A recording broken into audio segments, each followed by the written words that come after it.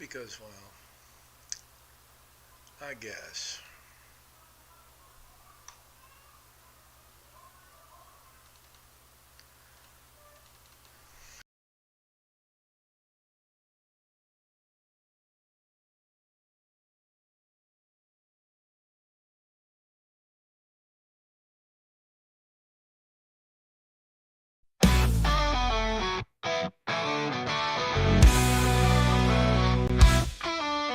In the shadows where the truth collides, voices rising like a raging tide.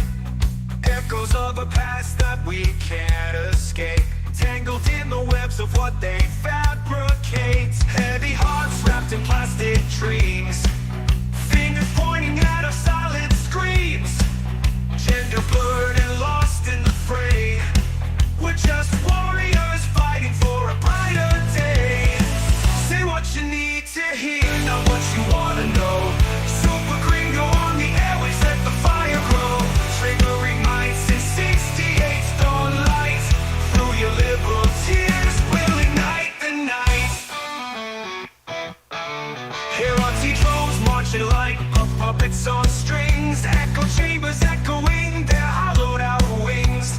Don't paint me as a villain, I'm just standing tall against this tidal wave that's destined to fall. Unmask the lies and face the disdain. In this battlefield of thought, where reason's slain. With every word I spit like molten steel, I'll break through your armor, it's time for real feel. Say what you need to hear, not what you wanna know. Super Gringo on the airways, let the fire grow. Triggering minds in 68 dawn light. Through your liberal tears, we'll ignite the night.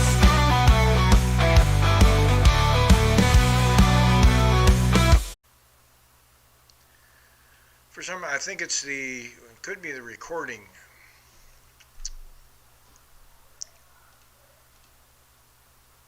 So I turned off recording.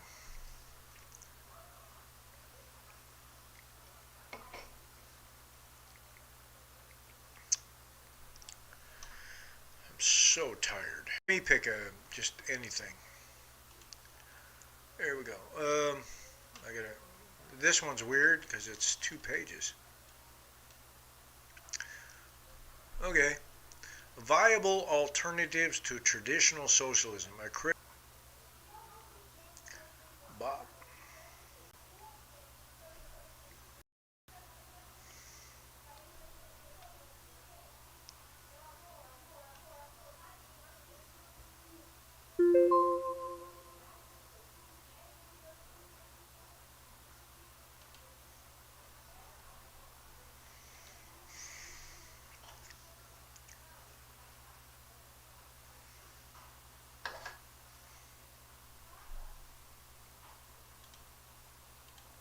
I think it's time I don't know, have to reset my system or something. Or maybe, holy fuck, people. Like, I think it's time I told my wife I had to I get a new computer, or she gets a new husband. That's what I'm thinking. But anything's possible. Fuck. Well, I shouldn't swear. I forgot the mic was open. I don't give a shit. Sorry, Bob, but welcome to Brazil. All I want to do is read my stinking books.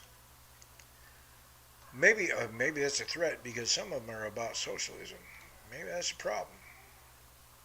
They're about socialism, and its failure.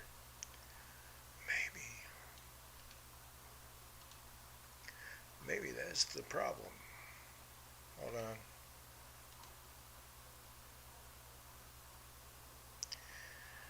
on. All right. Kind of want to punch people right now. Lately I haven't been raging a lot. I've been going to the gym a lot, and I like going to the gym. Hold on, I gotta reset up, I guess, the chat because can't have it easy. Not in this fucking country.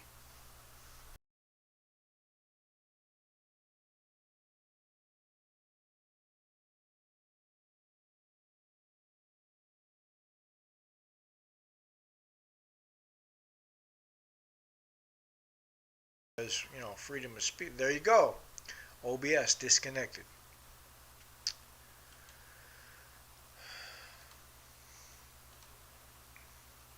again. Fucking tired. Um, by the way,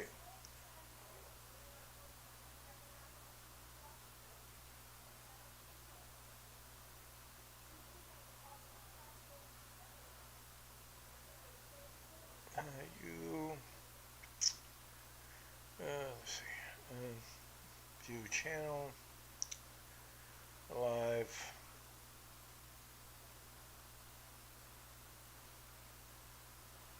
You fucking cunt. All right. That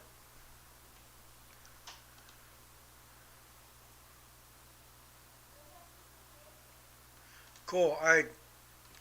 Welcome to Brazil, man. They since Elon Musk, well, they fucked with Elon Musk, and he provides. Brazil doesn't have a space program, which I guess didn't figure into their fucking brains. And they don't have satellites that provide internet. So guess what? Here we are. My internet is more expensive, but really sucks because the government are retarded. Matter of fact, most of the Brazilians here are celebrating Trump's election because Trump literally said, "I'll tariff 100% on Brazil," because they're dealing with China. This is actually now a colony of China. As a matter of fact, I probably shouldn't be talking about this right now, but I just don't give a fuck. Come through my gate, whoever's in my yard is fair game as far as I'm concerned. I'll fucking kill you. So, and I'm an old vet. I really don't care. I'm 56 years old. If you're going to kill me, I'm taking a couple of you with me. You better bring some good guns. Which I don't have guns. I just have knives. I'll get a lot of knives. I'll just cut you. But yeah, I just wanted to highlight my books because it would appear this is what I see online. Okay, and it's the left and the right. It's not just the left are fucking retarded. I've been on Threads again. I got back on Threads. They are the dumbest people I've ever met. So here's the left. But the right, although have more common sense, still are just yelling at the left. So I wrote a bunch of books. I should say um, I want to express this properly. There's a certain pleasure in seeking knowledge just for the sake of seeking knowledge. Now that I'm retired, I don't need to go to a class to get a better job or get promoted, whatever. I can just go to class. Right now I'm in a chemistry class because, well, I wanted to. Now I'm kind of like, oh, fuck. Every morning I get up, I have a chemistry class. I'm 56 years old, but learning a lot about chemistry. I don't think I'll be writing a book on chemistry because well, maybe Grumpy might need chemistry, with his fertilizers and stuff. Maybe Rob. But you know what? I'm just going to randomly pick something from a book that I've written and read it.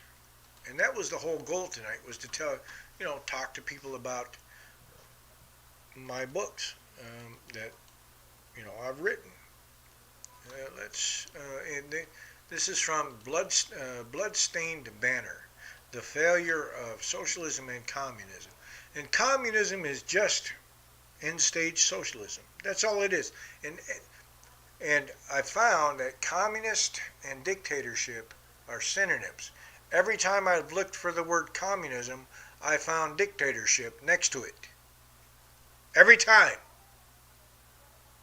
without fail. So this section of my book is called wage work does not allow wage work does not allow lead to alienation, the dual nature of job satisfaction and systemic challenges. Wage work has long been criticized as a source of alienation, especially in capitalist societies.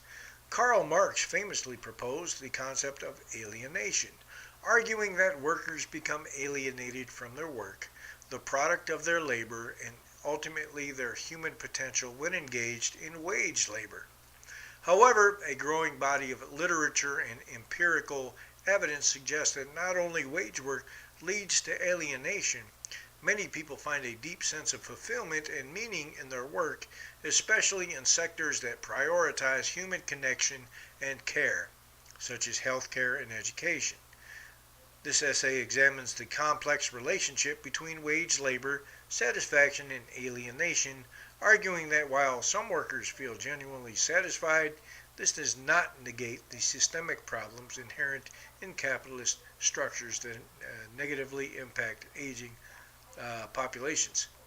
What they're talking about are the minimum wage workers who have no skills and no, like the guy flipping burgers at McDonald's couldn't do your job, Rob. Would have no idea how to milk a cow. And I'm not even sure you could teach him. Historically, the critique of work and alienation dates back to Marx's economic and philosophical manuscripts of 1844. So he was stupid for like 40 some odd years, in which he outlined the disconnect between workers and the fruits of their labor. Marx asserted that under the capitalist system, workers are reduced to mere cogs in a vast industrial machine, working under conditions that strip them of their creativity and agency. But communism doesn't do that, does it? This view resonated throughout the 19th and early 20th centuries, particularly in the works of existentialist philosophers such as Jean-Paul Sartre and Erich Fromm, who explored themes of freedom, identity, and the nature of work in human life. Despite these historical critiques, many modern scholars and practitioners argue that wage labor itself has not always been alienated. Certain jobs, especially those that emphasize personal interaction and positive contributions to the community, can provide a sense of purpose and satisfaction. I don't know, like feeding people. For example, healthcare professionals often report high job satisfaction because of the significance of their work. A study published in the Journal of Happiness Studies found that healthcare professionals who are actively engaged in patient care often feel a sense of accomplishment directly related to their ability to positively impact the lives of patients. This commitment arises from a connection to the work itself, in which the work performed contributes to the well-being of others, fulfilling both personal and societal needs. Basically, I'll talk later. Furthermore, the concept of vocation has been widely studied in vocational psychology. Calling refers to a deep passion for a particular profession that goes beyond purely money. Like, I don't know, farming, feeding people. You kind of feel good about that, don't you? In short, while it is clear that many workers thrive in their roles, particularly in sectors focused on care and social impact, this does not negate the widespread problems associated with paid work in structural capitalist settings. The dual nature of work, enjoyment, and systemic alienation highlights a complex dynamic that needs to be acknowledged in discussions of work. While personal stories of meaningful work provide important insights into the potential for growth, systemic critiques remain valuable, highlighting the need for structural change to address inequalities in paid work. Yeah, the inequalities are skill, ambition, and talent. It is therefore essential to advocate for labor reforms that enhance workers' satisfaction and it's not about workers' satisfaction and well-being. It's workers' skill, ambition, and talent. while acknowledging that not all forms of paid work lead to alienation. Recognizing the positive and negative aspects of paid work will inform future labor policies that promote more equitable and fulfilling work environments. They are equitable. Okay. I wrote that, and I include the leftist points in my writing because, well, um, I don't want to be leftist who just silences the opposition, but I include their stuff in it. Let me explain equitable. Equitable is where your skill, your ambition, and your talent is what you get paid for, not what people think you should get paid for. For instance, I could flip hamburgers, but I can also write books. What should I get paid for? Should I strive for writing books, right? Probably should, right? And I get paid a lot of money. Or should I stick with being nobody's ever said I enjoy being a burger flipper. And I was a burger flipper when I was a kid. Time to grow up, folks. By the way, since Donald Trump has been in office, bye-bye DEI. I would suggest you all start studying because it is now history. Well, let's go to my next book. What's my next book? C.S. Lewis was an interesting one. He's a philosopher, but he was an atheist for a long time, especially after World War I, and then kind of reformed. But right now, I need to go and get another beer, and I hope Rob's still there. It took me a while to get this running right.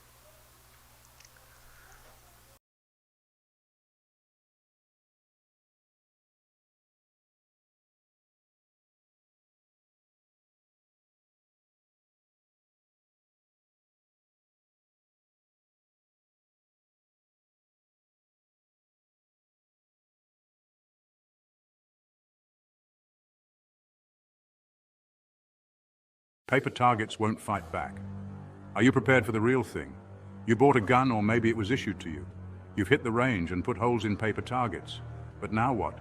Those paper targets aren't coming for you in a dark alley. They won't break into your home at 3 a.m. That's where tactical training with firearms comes in. This book takes you beyond the basics, beyond paper targets.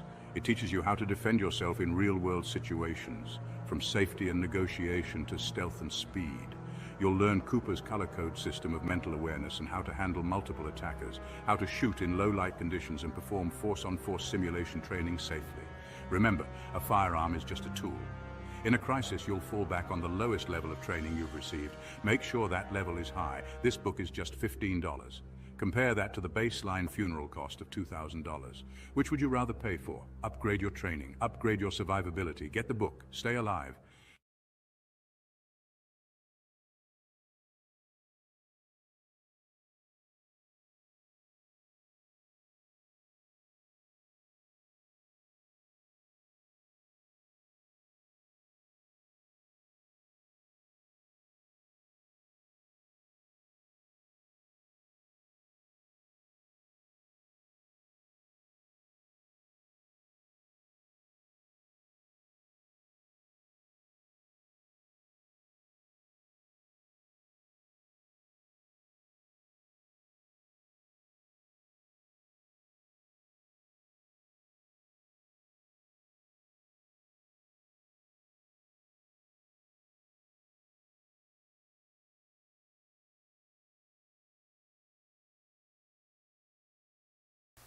The left? No, Rob, they're wrong. I mean, on so many levels.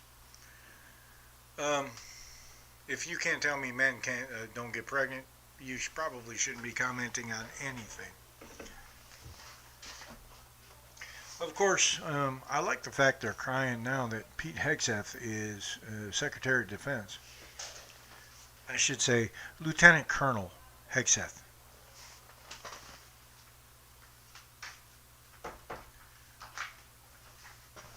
Oh my God, he's not qualified. If by not qualified you mean he hasn't gotten 13 Marines killed and left Americans behind enemy lines and given our enemies $85 billion in military equipment, you're right, he's not qualified. But yeah, this was all about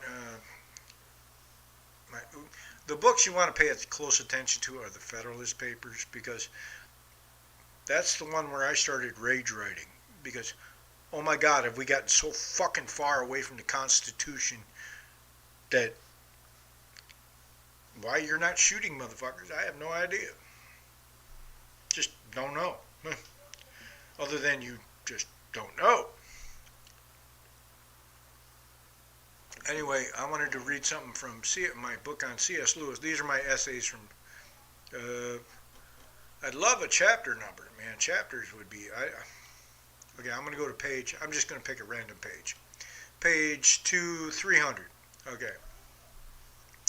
The Marriage of C.S. Lewis and Joy Gresham, the complex interplay of love and loss. C.S. Lewis, renowned author and scholar, is best known for works such as The Chronicles of Narnia and Plain Christianity. It's funny how many leftists have watched that, atheists have watched that and thought it was a great movie. It's actually about God and heaven and hell. Anyway, his rich literary legacy is often linked to his personal experiences, particularly his marriage to Joy Gresham in 1957. This marriage, which lasted only 3 years before Joy died of cancer at the age of 45, provides a unique perspective for exploring the interplay between love, loss, and the intellectual climate of the 20th century. This essay aims to delve deeper in the historical context of their marriage, the characters surrounding Lewis and Gresham, and the complexities inherent in their relationship, revealing both the positive and negative aspects of their brief but remarkable time together. He talks about this in one of his books too. This is just one of my essays. The late 1950s was a period marked by significant cultural and social change, both in the United Kingdom and the United States. By the way, C.S. Lewis was British. After World War II, a sense of optimism and change arose, but the shadow of previous wars lingered, affecting individual and social dynamics. In Britain, the literary landscape was changing with a growing interest in fantasy and science fiction genres, in which Lewis excelled. Meanwhile, in the United States, the ideal of the American dream was being challenged by the realities of the civil rights movement and the anxieties of the Cold War.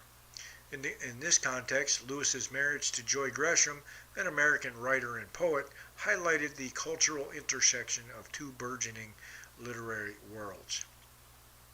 Joy Gresham was not only an important figure in Lewis's personal life, but also a successful writer in her own right. Born in 1910 in the United States, Gresham was recognized for her poetry and essays, although her career took a backseat as she overcame personal hardships, including 2 marriages and eventually a divorce. The intellectual attraction between Lewis and Gresham was immediate, as both shared a deep commitment to literature and faith. Their relationship blossomed amid discussions of philosophy, theology, and literature, resulting in rich intellectual and emotional partnerships. Lewis and Gresham's relationship was not only romantic, but also deeply rooted in mutual respect and shared intellectual pursuits.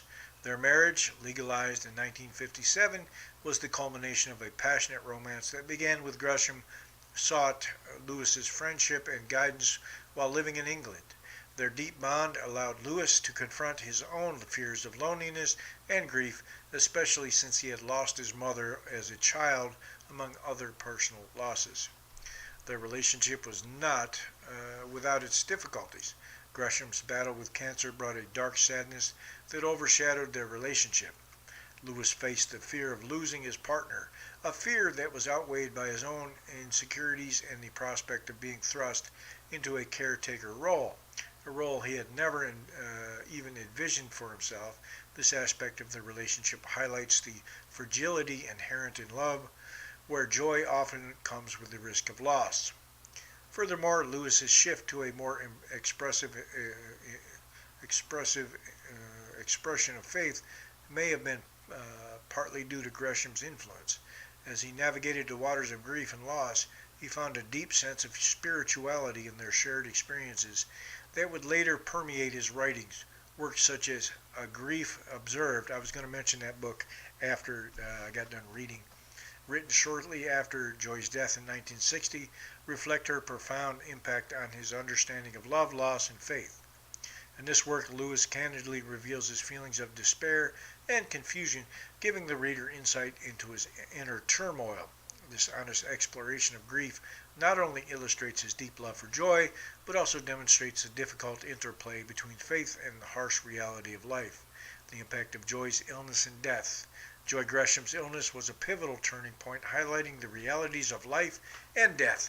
As she battled cancer with Lewis's unwavering support, their relationship developed into a profound combination of love and coping with tragedy. Lewis found solace in his writing, channeling his experiences into reflections on suffering and hope. He became a strong advocate for understanding and accepting grief, influencing countless readers through his writings. I've read enough of that. But I was going to mention that book because in that book, he highlights that why would God make people suffer? Well, to make you stronger. You don't build a callus, just unless something's hard. So, which I'm just paraphrasing, obviously. The book is a good book. I've read the book. But it's basically what he's saying is you don't, it's God's way of building you up, is building that callus. So that's why people suffer. But it's a whole book. It's on Amazon too. I like his work. In conclusion, the marriage between C.S. Lewis and Joy Gresham, though short-lived, encapsulated a profound exploration of love, grief, and faith. Their relationship reflected the complexity of human relationships, juxtaposing the joy of companionship with the inevitability of loss. In a world of turmoil and change, our story reminds us of the enduring nature of love and how it can shape our understanding of life, death, and the afterlife. Examining the nuances of their relationship reveals C.S. Lewis's life not only as an author but also as a man deeply affected by love and grief. The emotional and intellectual resonance of their union continues to resonate with readers and scholars, attesting to powerful interplay between personal experience and literary expression. Ultimately, Lewis's legacy is enriched through the lens of his marriage to Joy Gresham, illustrating how even brief encounters can profoundly shape the human experience. I've read quite a bit. I took a class on him. That's why I wrote the book. I was impressed by the fact that he was a philosopher, really, first, and then he became a Christian. But he kept his philosophy. Like he talks about Tao, which is spelled T-A-O. It's Chinese. But Tao, which means the way in Chinese, in Japanese is Do. I'm a martial artist. But it's the way, and he inserts different philosophies into Christianity. And yes, he was a Christian, what they call a Christian apologist, but he looked at the world like everybody knows what's right and wrong unless you're a total psychopath. Straight up. Like in his books, he points that out. Unless you're a total psychopath, if you're Chinese, if you're Japanese, if you're Hindu, whatever, you know what right and wrong is. There's just certain people who are just crazy and just gonna do wrong anyway. Muslims. Not all of them. Disclaimer: not all of them. I have friends. Anyway.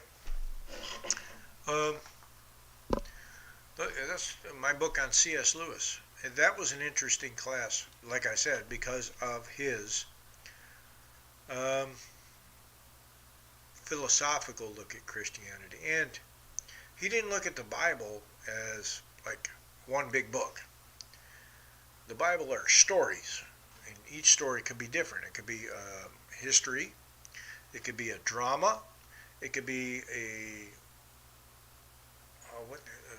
not a drama, but like Shakespeare, like a sad drama, like a tragedy. It could be a tragedy, but they all have meaning, right? Doesn't mean they're real. It means some are historically accurate and some aren't.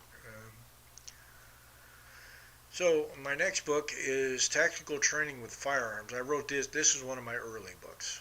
Not gonna lie, so it's probably not gonna be one of my best. I just picked a random. It's on discrimination shooting.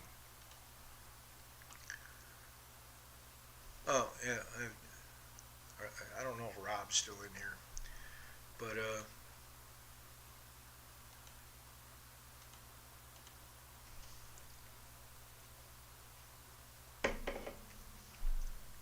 I had a loony leftist today tell me that he carries his gun.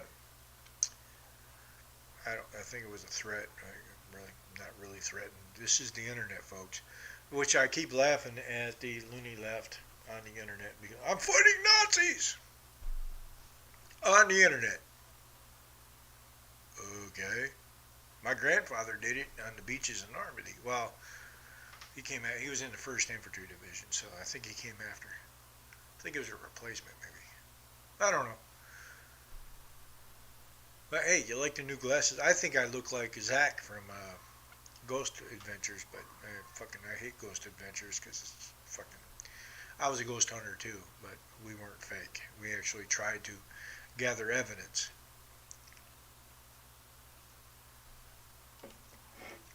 Anyway, let me read the section on discrimination shooting. Important if you own a frickin' gun.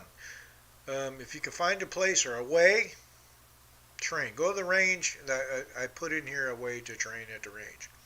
The concept of discrimination shooting, also called shoot, don't shoot, selective shooting, etc., is all about judgment.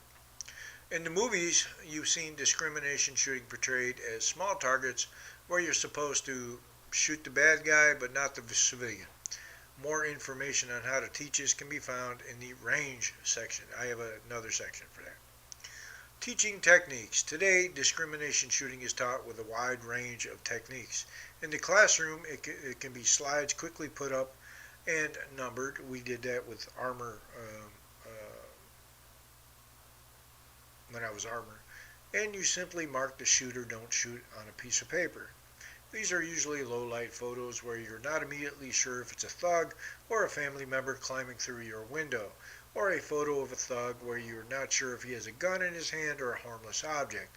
In combat, the ready position is taught, holding your weapon perfectly for one shot but in front of you and below your target. This gives you a chance to carefully examine the situation, especially the intruder's palms. When the Secret Service is protecting a dignitary, they scan left, right, up, and down, focusing on the palms of their hands.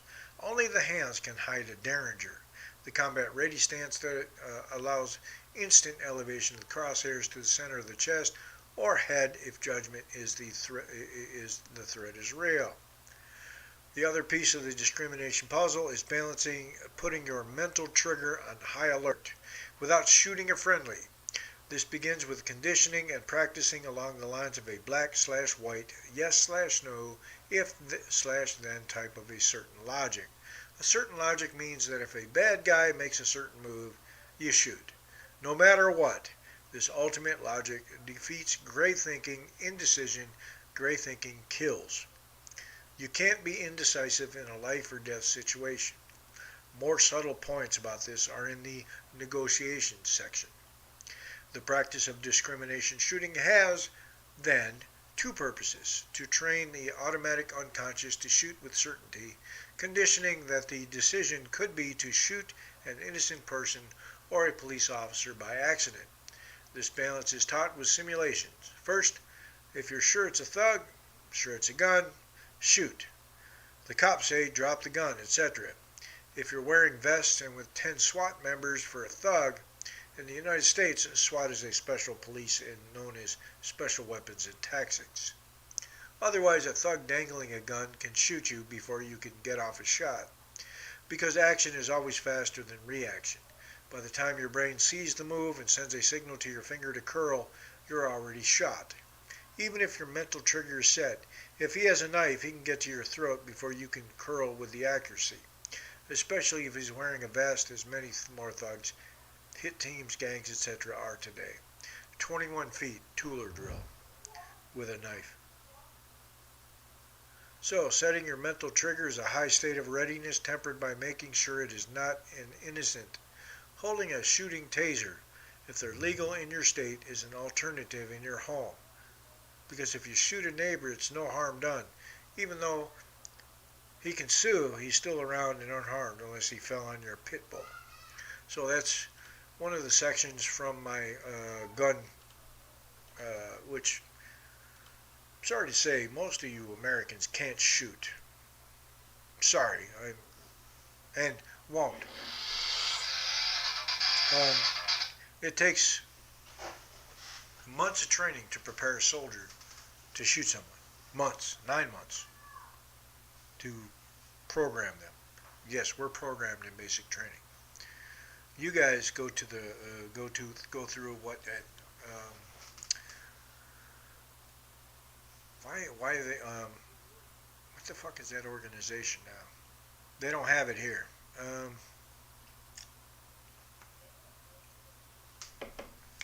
Gun organization. I had 2 retards. I had to go through hunter safety course. Of course, I was in the military. One of the idiots had the nerve to tell me, "All you army guys is destroy shit. Destroy shit." Yeah, but I know how to defend my house. Do you? Anyway, now I'm a master firearms instructor and a combat shooting instructor, so I don't care. But that's how that book came about. I went through classes after that because I got tired of hearing stupid people. Was it American Rifle Association? Yeah, that's the fucking idiots. Yeah, they don't know shit. I hate to tell you, but they take a 2-week course to become instructors. That's what they take. They're fucking morons. Some of them, I mean, if they come off military, active duty, maybe a police can't shoot for shit. Sorry to say it, but you cops can't shoot for shit.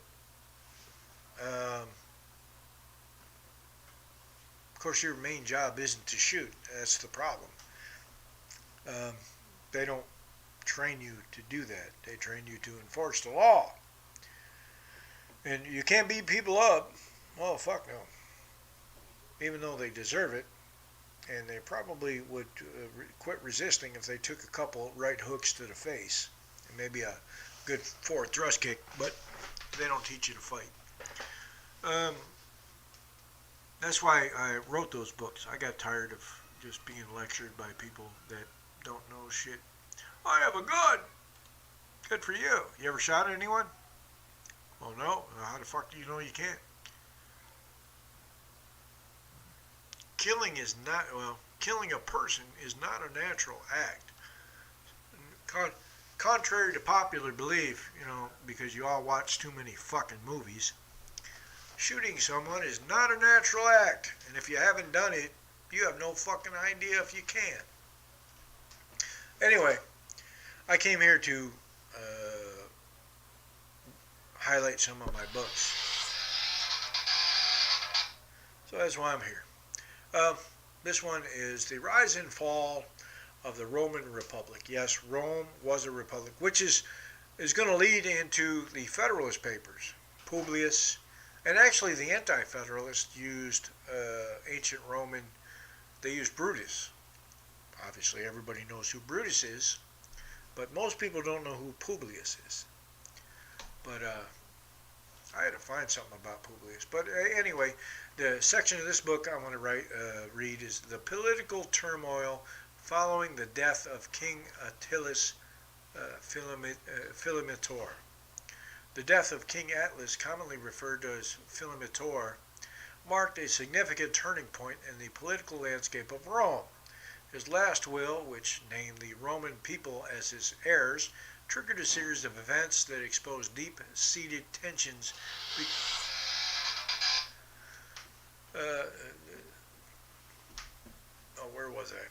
deep-seated tensions between popular governance and senatorial authority. I think we see that going on now. I'm still waiting for the documents of impeachment to just kick up for no fucking reason. This paper summarizes the ensuing political maneuvering led by Tiberius Gracchus, who proposed redistributing Attila's wealth among the impoverished citizens while asserting that decisions regarding the territories formerly held by Attilas should rest with the populace rather than the Senate. The reactions from various political figures illustrates not only personal rivalries but also broader societal conflicts concerning power dynamics and governance in Rome. I think if you were to read this book, you go, I've seen that before.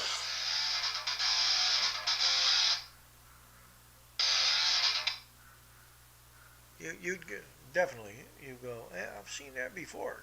Weird. Anyway, upon upon King Attila's demise, Eudemus, a Pergamenian envoy, which is, I believe, near Israel, maybe, or Africa. I'm thinking Africa, maybe. Anyway, brought his last will to Rome. This document stipulated that all his assets were to be inherited by the Roman populace. Tiberius Gracchus seized this opportunity to champion reform by proposing legislation aimed at distributing these newfound resources among poor citizens engaged in agriculture on public lands. This move was intended to empower these individuals economically and socially, reinforcing Tiberius' image as a populist leader. However, Tiberius' action alienated him further from the Senate.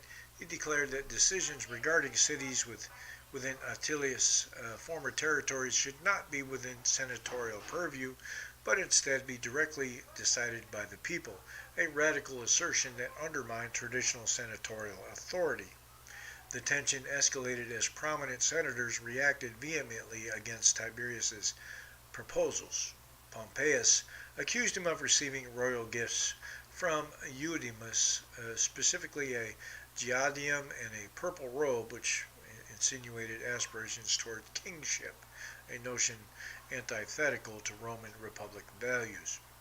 Quintus Metellus also criticized Tiberius for fostering an environment where social decorum had decayed.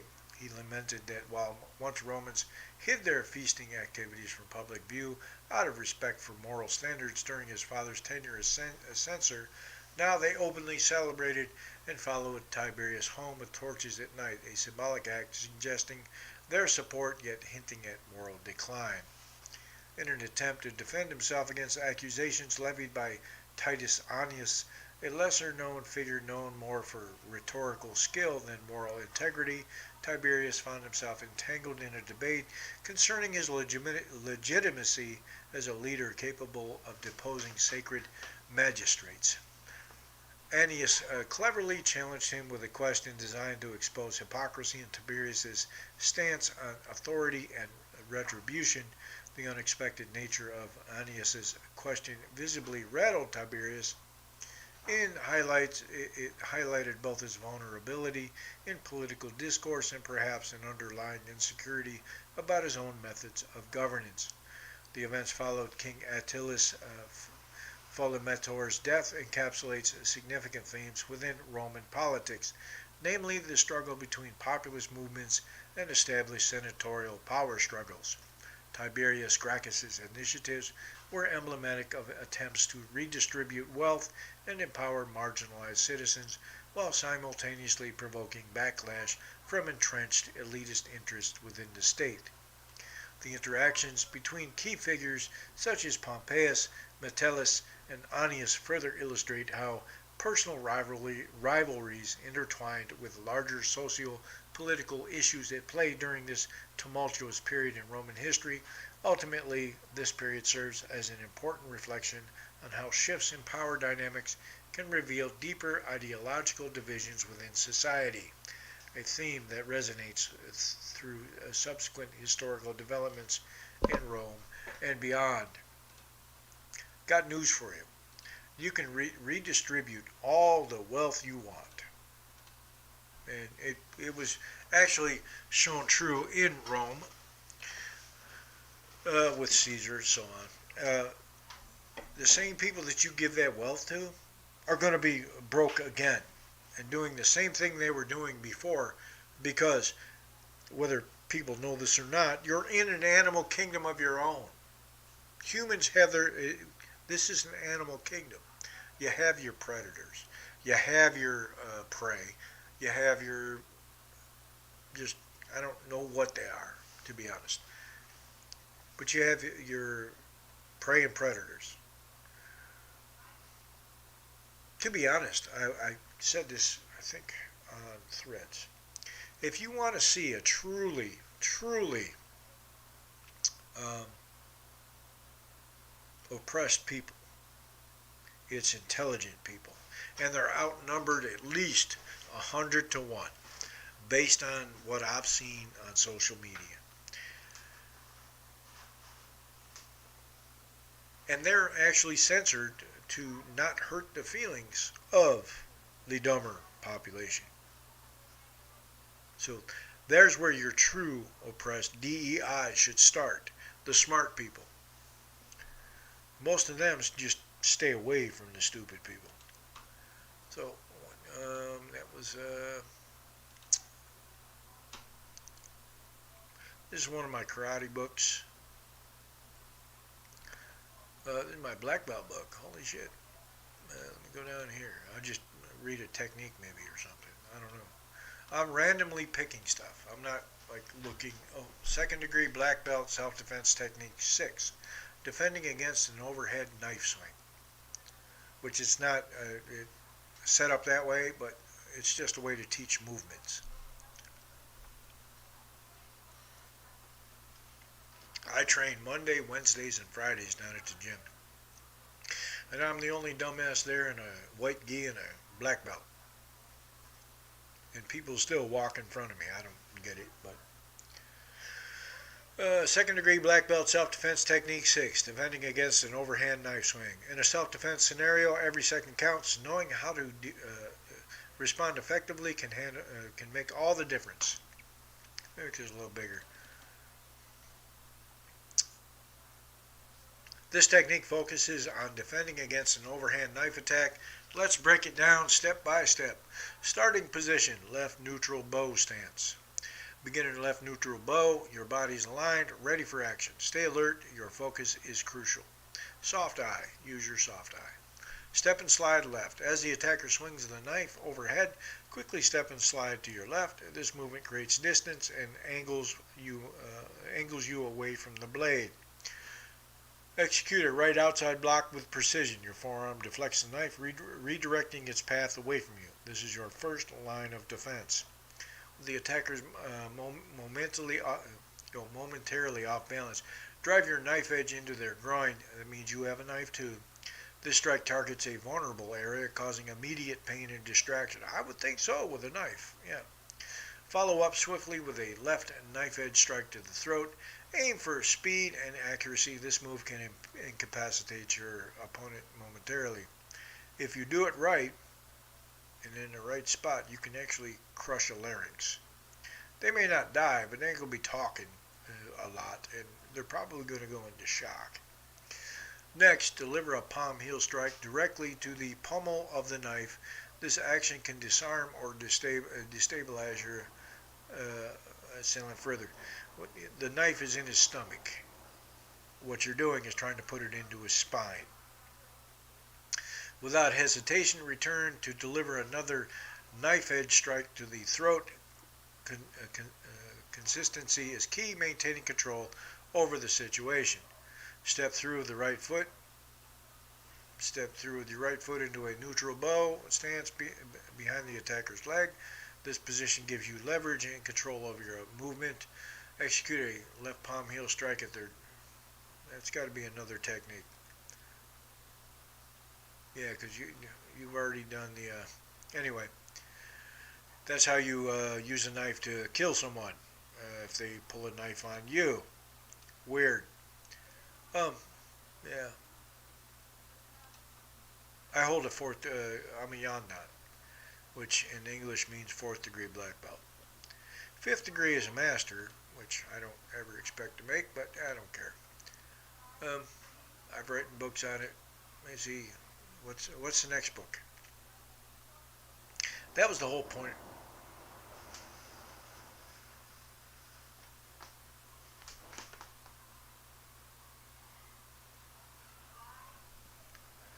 That was the whole point of tonight. All right, this page, I'm just picking pages randomly. The importance of striking through your target in Dragon Kempo 2.0, which, by the way, is my style. In the world of martial arts, precision and intent are crucial. In Dragon Kempo 2.0, one fundamental principle stands out: striking through your target. This technique is more than just a physical action. It embodies a mindset that enhances your effectiveness in combat. Striking through your target means delivering a blow that continues beyond the point of impact. Instead of merely touching or hitting, you push through this with purpose. This approach maximizes power and ensures that your strikes are effective. When you strike through, you engage your entire body. Your legs generate force, your core stabilizes, and your arms deliver the blow. This holistic engagement results in greater power behind each strike. I snap my punches from my hip, from the floor to my hip, and then my arm is relaxed, and I just snap it. Force equals velocity times mass. Then there are mass strikes I do, like the forward thrust kick, where I use my body weight to just destroy a target. Striking through helps improve accuracy as well. When you focus on going beyond the target, you naturally align your body better. For precision, you learn to aim not just at the first surface, but at an imaginary point beyond it. Momentum is key in martial arts. By striking through, you maintain forward motion rather than stopping abruptly upon contact.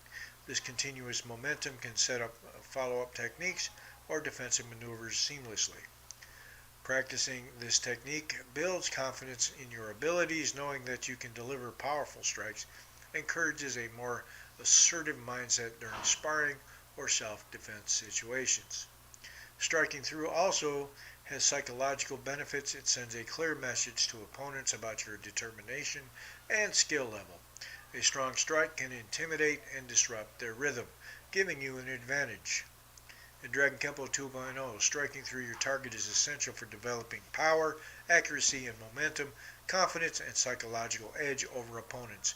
Embrace this principle in your training sessions to elevate your skills and become a more formidable martial artist.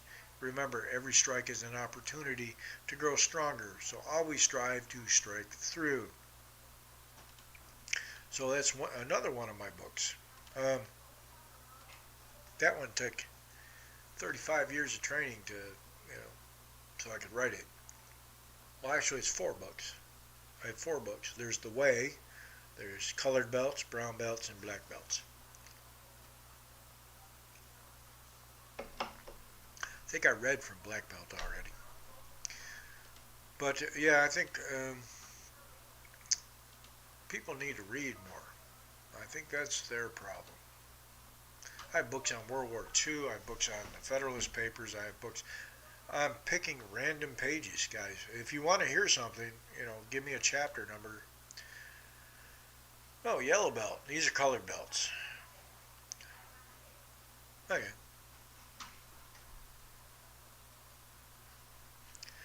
Hold on, I got to take care of something.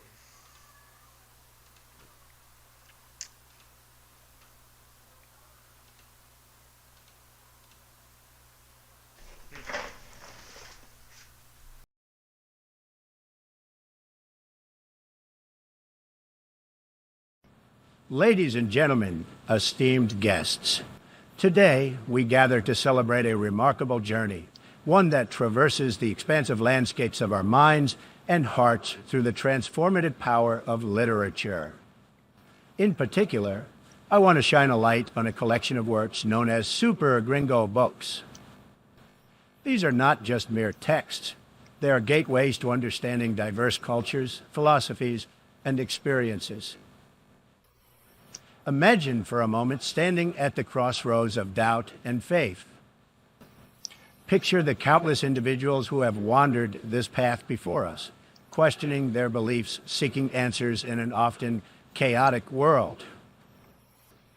One such individual was C.S. Lewis, whose essays guide us from uncertainty into clarity, illuminating our path with wisdom and insight.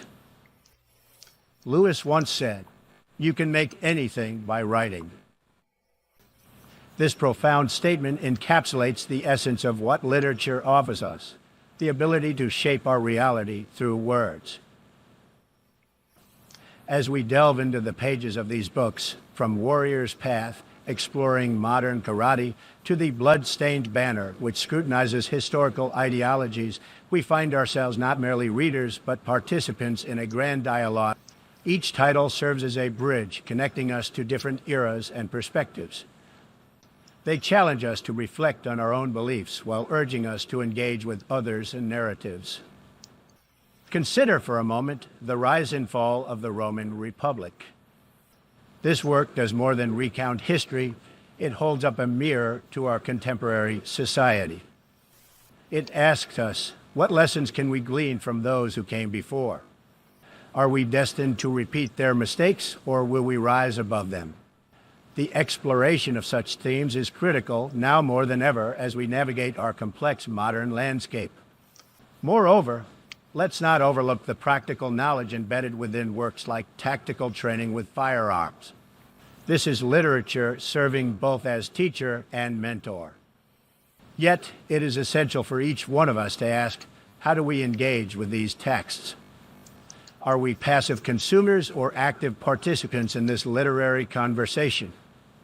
The challenge lies before us, to read deeply, question boldly, and discuss openly. As you turn these pages today or explore new titles tomorrow, I encourage you not only to absorb their content, but also to share your insights with others. Host discussions, write reviews, engage in debates. Let your voice be heard, because every thought you articulate could inspire someone else on their own journey from doubt to faith. In closing, I urge you all, delve into these works with curiosity and courage. Let Super Gringo books ignite your passion for learning and understanding. Remember that Maya Angelou wisely stated, "We may encounter many defeats, but we must not be defeated." Let literature be your compass through trials. Let it guide you toward enlightenment. Together, let's embark on this epic adventure, the journey that literature promises, and emerge transformed. Yeah, I had to go out and see if teenagers and love affair and all that good stuff. Something's up in my. Oh, there. Oh, we're good. Anyway, yeah, I've been. If you look at Rome, Publius and Brutus, that's how the Federalist Papers came about. Which one do I have? I think I just did the color belt. Did I do the color belt? I'll talk about it anyway. Mastering Yellow Belt 8, choke defense against choke defense. In martial arts, knowing how to defend against a choke is crucial. The Yellow 8 technique offers a powerful response when faced with a front choke. Let's break it down step by step. Begin by stepping back with your left foot into a right neutral bow. This position gives you balance and prepares you for the next move. Execute a right inside block. This action not only disrupts the attacker's grip, but also helps you set you up for further defense. Transition smoothly into a horse stance facing 9 o'clock. Yes, I should have. Yeah. To know this stuff, you'd have to read the whole book, like the clock method and everything. Once you've broken the grip, trap the attacker's right hand. This control is essential as it limits their ability to strike back or regain dominance. With your opponent's hand trapped, deliver a powerful back elbow strike to their face. This sudden movement can disorient them and create an opening for your next attack. Now rotate into a right neutral bow, facing your attacker. Follow up with a quick back fist aimed at their face. This combination keeps the pressure on and maintains your offensive momentum. Conclude your sequence with a lead side kick directed at the body of your opponent. This kick not only adds power but also creates distance between you and your attacker After executing these moves, step out into a neutral bow fighting stance. You're now ready to respond to any further threats while maintaining control of the situation. I know that just sounded frickin' exciting, didn't it? Imagine doing it every day until you have muscle memory. But I would rather do it every day and have muscle memory so I don't have to think about reading that again. But these are the books I write, and these are my earlier books too. My firearms books, and I'll just pick one from here, from this one I'm actually proud of. This was pretty good. Did you know that Brazil lost 6 ships in 2 days during World War II? Most people don't know that Brazil was even in World War II. I'm just going to pick a random, let's see, looking for a chapter. Chapter heading.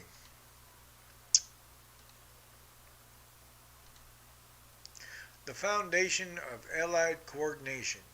The Allied war effort was built on a foundation of shared objectives, mutual trust, and institutional frameworks designed to facilitate cooperation. Unlike the Axis powers, whose alliances were often transactional and fraught with mistrust, the Allies recognized early on that their survival depended on unity. The Atlantic Charter of 1941, signed by U.S. President Franklin D. Roosevelt and British Prime Minister Winston Churchill, laid the ideological groundwork for this cooperation.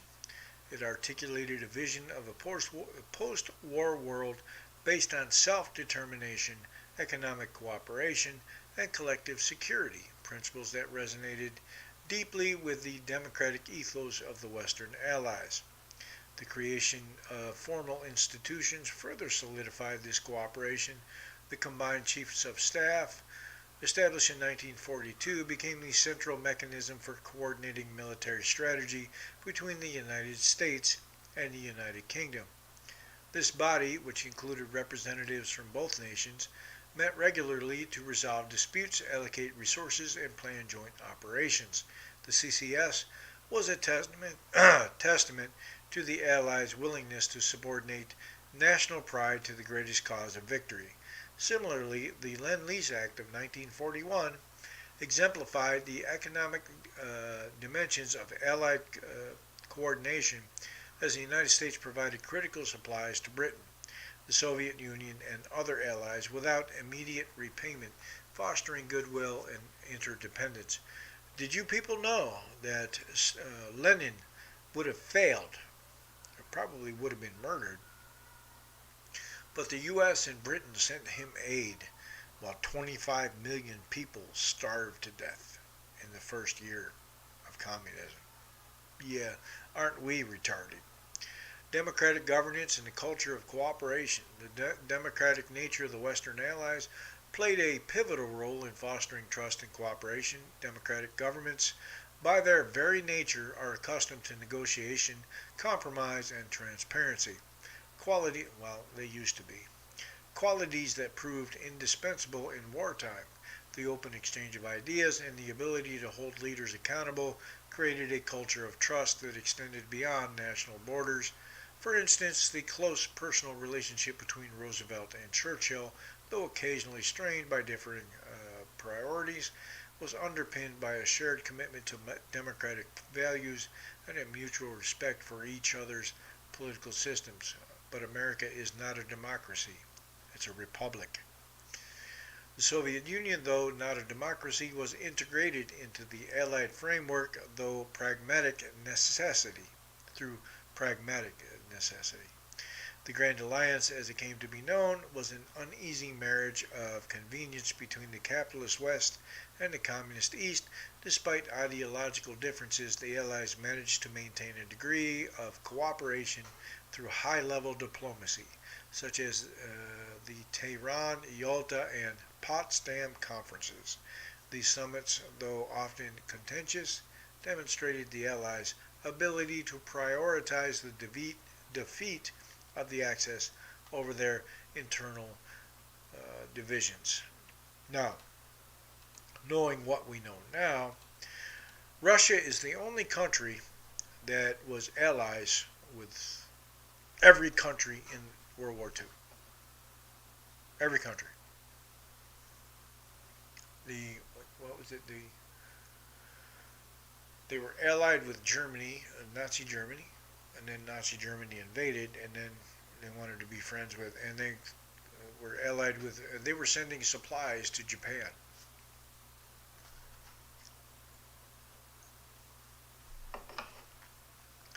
So that's, like I said, it's nice to seek knowledge. This is the important one for you Americans. This one I'm actually going to pick. The chapter, Factions. This is the one I want to talk about because I think this is the downfall of America right now. I believe America is about done because we've allowed factions to facilitate, which if you listen, you read the Federalist Papers, that was going to be the downfall of America, and it is, literally.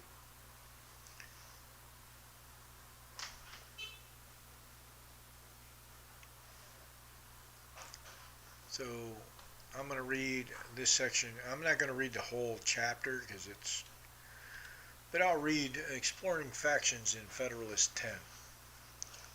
In Federalist number 10, published in 1787, James Madison, writing under the pseudonym Publius. Now, if you go back and get my book on the rise and fall of there's two books, Rise and Fall of the Roman Republic, you'll know who Publius is. You'll also know that Thomas Jefferson wasn't a real big fan of, what the hell is his name? Oh, shit. If I hadn't had so many beers, I could rattle it right off, but I like beer. Sometimes it just doesn't come to you. You got to go look it up. But, all right. In Federalist 10, published in 1787, James Madison, writing under the pseudonym Publius, offered a nuanced definition of faction. He described it as a body of citizens, whether majority or minority, actuated by some common passion or interest, opposed to the rights of other citizens or in conflict with the broader and enduring interests of the community.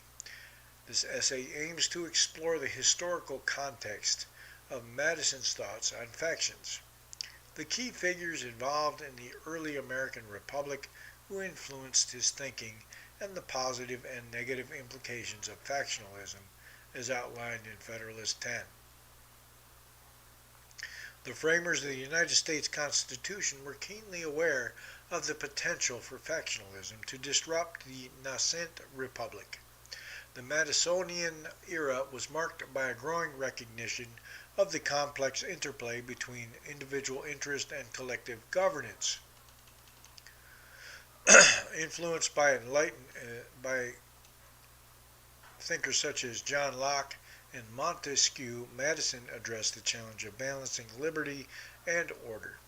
The turmoil of the Federalist period, characterized by economic instability, interstate conflict, and the absence of a central government, played a major role in the development of his ideas about factions. The failure of the old governing structure exposed the dangers posed by uncontrolled groups pursuing their own interests at the expense of the common good. Are we starting to see some? Remember, this was written in 1787. Are we seeing some stuff? LGBTQ, DEI, yeah, fuck. Madison, along with his other prominent figures such as Alexander Hamilton and John Jay, played a key role in advocating for a stronger federal government. This was exemplified in the Federalist Papers, a series of essays intended to persuade the public and state legislators to ratify the new Constitution, namely New York. Madison's Federalist 10 highlighted two basic claims. Factions were an inevitable consequence of liberty, and their negative effects could be minimized by a well-structured republic. Still waiting. We had a well-structured republic at one time. Human nature and the diversity of views and interests within a community are inevitable factors that lead to the formation of factions. Madison argued that liberty is the catalyst for the formation of factions. When people are free to express their passions and engage in a variety of activities, different opinions are bound to emerge.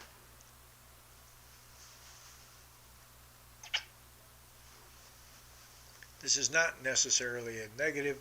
Diversity of views can lead to a more vibrant democracy. We're not a democracy, but we have democratic processes. Diverse factions can serve as a means for different social groups to fight for their needs and concerns, keeping tyranny in check by creating a mosaic of competing interests that can be negotiated.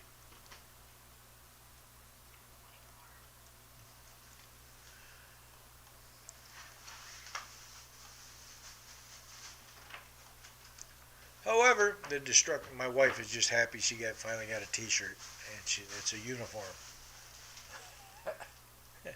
Oh, one's still in plastic. Yeah, it's still in it. I'm having fun. However, the destructive power of factions cannot be underestimated. Madison argued that a faction driven by intense passions can endanger the rights of others and harm the collective welfare. LGBTQ. For example, a majority faction can adopt policies that suppress the views or interests of a minority, leading to a form of tyranny, what Madison called the tyranny of the majority. The dangers of factionalism are especially evident in the way political parties can coalesce around single issues. Abortion! Leading to a polarization and gridlock. This polarization can impede effective governance and exacerbate conflict rather than promote unity and compromise. To counter the negative effects of factions, Madison advocated the creation of a great republic. He argued that a large society with many competing factions, it could be more difficult for a single group to dominate. The broad scope of a republic means that representatives must consider a wide range of interests which can foster deliberation and compromise. By establishing representative democracy, the ability of a single faction to impose its will on the entire political system is reduced, as elected officials must be attentive to the diverse interests of their constituencies. The historical context surrounding Madison's writing reflects the deep concerns of his time, especially in the wake of Shays' Rebellion, 1786 to 1787, in Massachusetts, where economic discontent led to armed rebellion. Such events highlighted fears of mob rule and the fragility of social order amid factional conflict.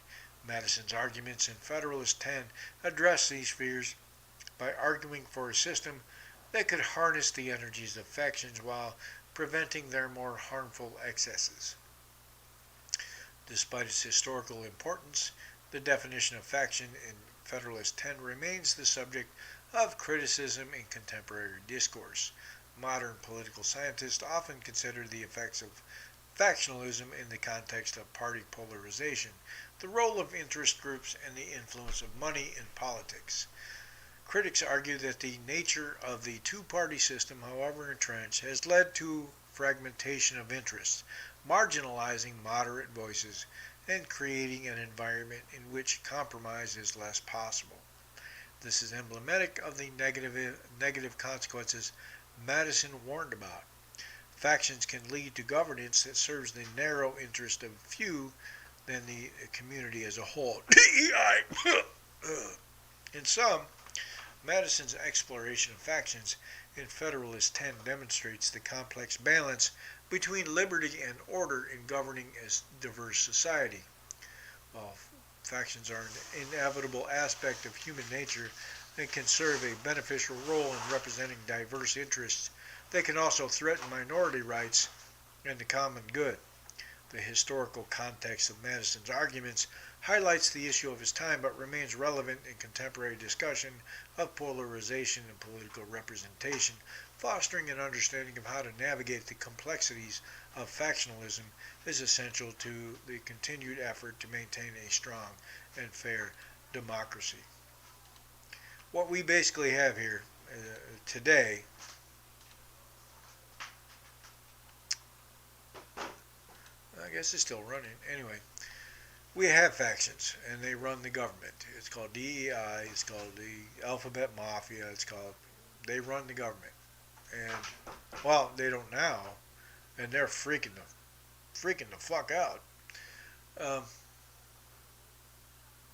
But they talked about it in 1787. Think about that. In 1787, they knew about these leftists. And they knew about the far right, too. I'm not skipping over you far right idiots that think, I'm a Nazi. No, you're not. The Nazis are fucking dead. You're some fucking meth head sleeping in a fucking flop house with your head shaved. That's all. And then you got the, I'm Antifa. When I hear that, all I hear think is, my hate group is better than their hate group. Well, why don't you go over to each other's house and beat the shit out of each other and leave us the fuck alone? How about that? Fucking retards. But those are my books. I think they're good books. My gun books, I think I might go back and revisit, kind of update. But the Federalist paper one, get that one. I'm telling you, buy it. That one I rage wrote. I was mad after I took that class. I was mad writing that book. Do you know how far we've come from what the founders thought? Oh my fucking God, people, if you ain't mad, you're stupid. I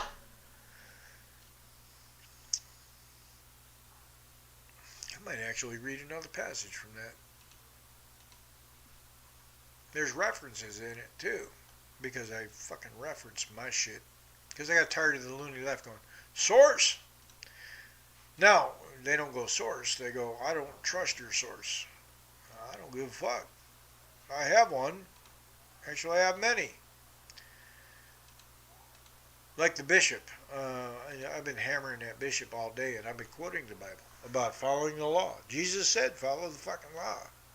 He didn't say, don't follow the law and castrate kids. Not at all. Which is what trans youth means, castrating kids. Just so you fucking know. You dumb shits.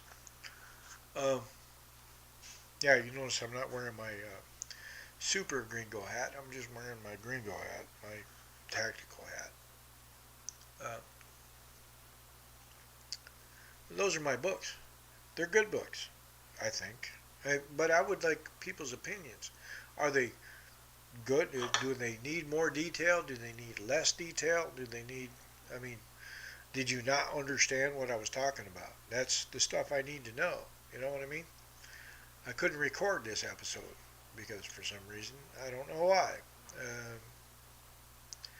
New computer, maybe. Don't know.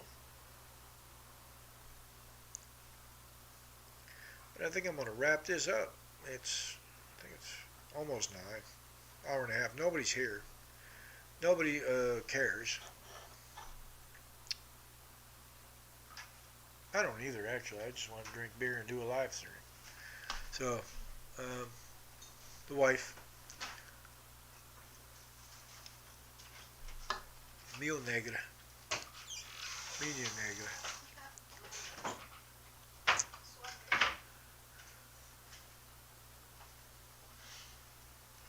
But, yeah, those are my books. I don't know how many I have out there. Actually, there's some I don't list because they're old, like really old. And I don't get the checks from them anymore because, well, that account's done. In Brazil, I can't ship paperbacks here. I can only do ebooks. I guess because they don't want outsiders sending their people information. Weird, huh? Communism. But anyway, I'm going to call this a wrap. I'm going to go, maybe I just watched. Next Friday is the new season of Yellowstone, so that'll be awesome.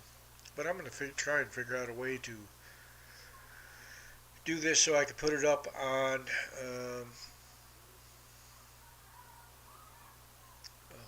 what's that, Spotify, because I put all my stuff on Spotify too, and I share that to Threads.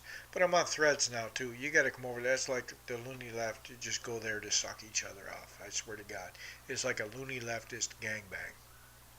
But anyway, peace out, people. Be looking for some shorts. I'll do some more shorts, but yeah, I just wanted to show you what was in those books, and I would highly recommend the Federalist paper book. And if you have a communist friend, send him the second book. Yeah, and ask him about the Holodomor. Yeah, the Ukraine starvation. Ask him about that. Is that cool? Anyway, boa noite and peace out.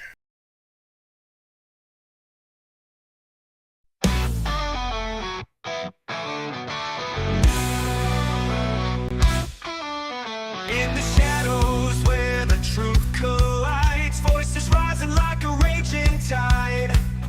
Echoes of a past that we can't escape, tangled in the webs of what they fabricate. Heavy hearts wrapped in plastic dreams, fingers pointing at our silent screams. Gender blurred and lost in the fray. We're just warriors fighting for a brighter day. Say what you need to hear, not what you wanna know. Super Gringo on the airwaves, let the fire grow. Triggering minds in 68's dawn light. Through your liberal tears, we'll ignite the night. Hear anti-drones marching like puppets on strings. Echo chambers echoing their hollowed out wings. Don't paint me as a villain, I'm just standing tall against this tide.